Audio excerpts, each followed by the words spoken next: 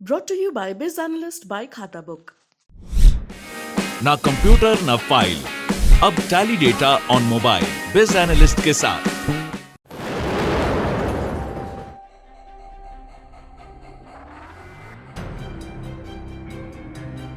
रूस यूक्रेन विवाद के बीच भारत से अब भी रूस और अमेरिका को अब काफी उम्मीदें हैं।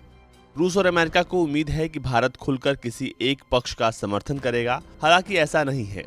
भारत ये बार बार स्पष्ट कर चुका है कि वो किसी के पक्ष में जाकर किसी के खिलाफ नहीं जाएगा। लेकिन फिर भी कभी रूस तो कभी अमेरिका अपने अपने ढंग से भारत को ऑफर देकर लुभाने की कोशिश कर रहे हैं ताकि उन्हें भारत का समर्थन मिल सके। इस बीच अमेरिका ने एक बार फिर भारत का समर्थन पाने के लिए भारत को हथियारों का ऑफर दे दिया है।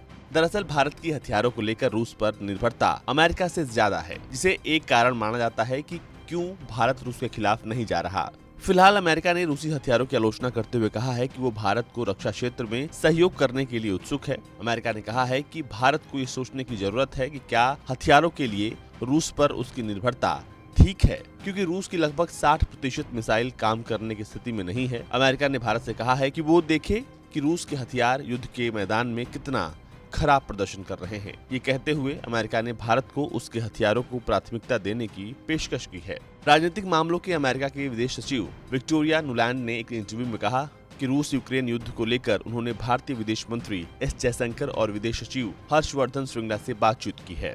उन्होंने कहा, हमने भारत के विदेश मंत्री से इस संबंध में बात की कि भारत सोवियत संघ और रूस की सुरक्षा सहायता उस समय ले रहा है जब अमेरिका और भारत के रिश्ते बेहद मजबूत नहीं थे। अब निश्चित रूप से समय बदल गया है और हम भारत के साथ रक्षा क्षेत्र में अधिक से अधिक सहयोग करने के लिए बहुत उत्सुक हैं। अमेरिका हमारे यूरोपीय सहयोगी और भागीदार भी ऐसा करने के लिए उत्सुक हैं।